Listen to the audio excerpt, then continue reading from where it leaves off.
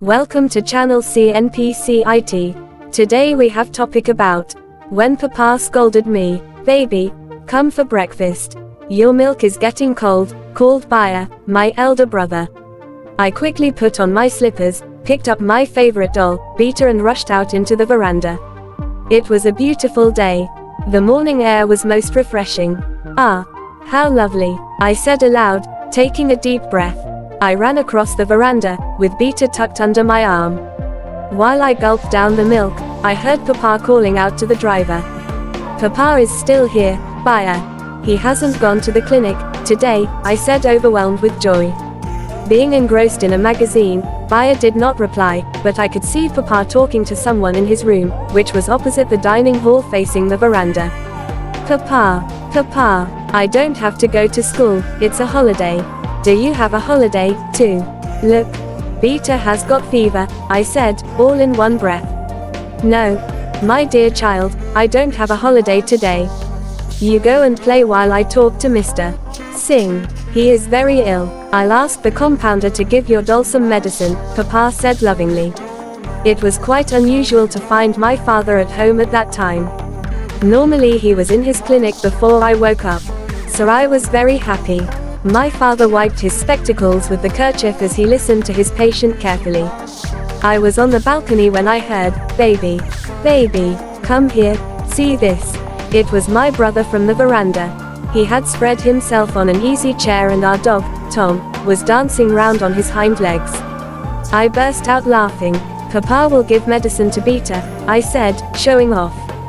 And I'll ask Papa to give some medicine to his darling daughter, because she laughs and laughs, said Baya, tickling me and sending me into fits of laughter.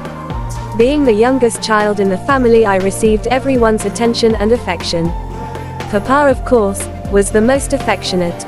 I ran from one end of the veranda to the other and then onto the balcony, staying close to Papa's room to attract his attention while I played.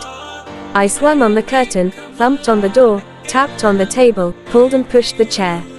Look, Baya, what a variety of sounds they make, I said, pulling the chair, then leaping up and rapping on the door, clapping my hands, jumping all the while. Don't, pleaded Baya, not taking his eyes off the book in his hand. Racing back to the window of Papa's room, I saw him still busy with the patient. I loved to see him there before me, while I played. He must like it, too, I thought, to see me play around in his room. I dragged a chair and climbed onto the table. This at last drew Papa's attention. Baby, be careful, you'll fall down, he said tenderly. Look, Papa, I am taller than everyone, I grinned from ear to ear, making my eyes disappear. All one could see was a set of white teeth and chubby cheeks. Both Mr. Singh and Papa smiled. Papa did not look convinced. So I said again, raising my hands above my head, Papa, I'm a big girl, now. He nodded with a smile and continued talking to the patient. I touched all that I could reach with my hands till I got to the black switch. No, you should not touch it. I was imagining what my mother would have said. If you touch it, you'll get hurt, Baya had told me once. This was a forbidden article for me, but how attractive it looked, black against the light blue wall. Unable to resist the temptation to touch it, I pressed the switch and the light came on. I immediately switched it off. I was scared. I looked at Papa with large anxious eyes, but he was busy writing. He did not see me. I looked at Papa again and then at the switch, which begged my hands to touch it again. I'll do it just once more, okay, I said softly to myself. I repeated the mischief once more and was unable to stop myself from doing it again and again.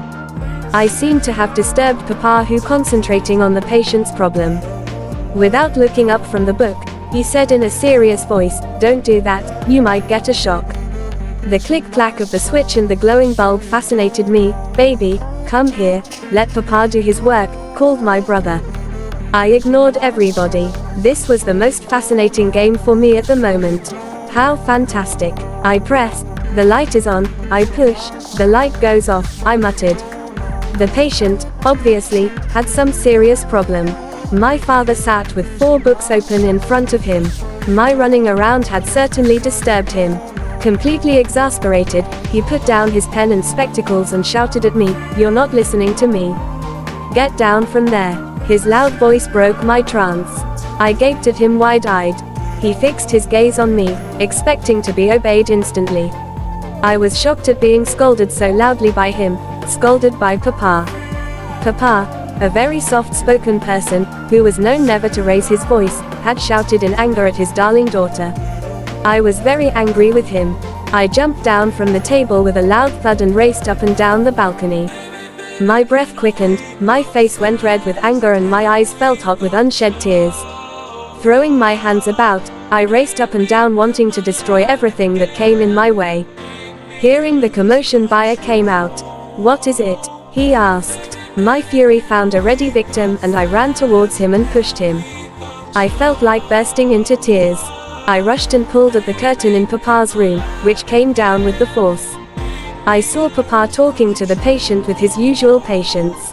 How unthoughtful of him. He is not a bit bothered about my being so angry with him. I was fuming all the more. I went back into the room, stamping my feet noisily in anger. Standing close to Papa, I raged vehemently, "Why couldn't you say it softly? Why did you speak so loudly to me?" The next moment I came out on the balcony and stood beside the money plant pot. My eyes were now full of tears. I plucked a leaf and shredded it to pieces. The sound of a chair being pushed in Papa's room reached my ears and then I heard his footsteps coming closer to me.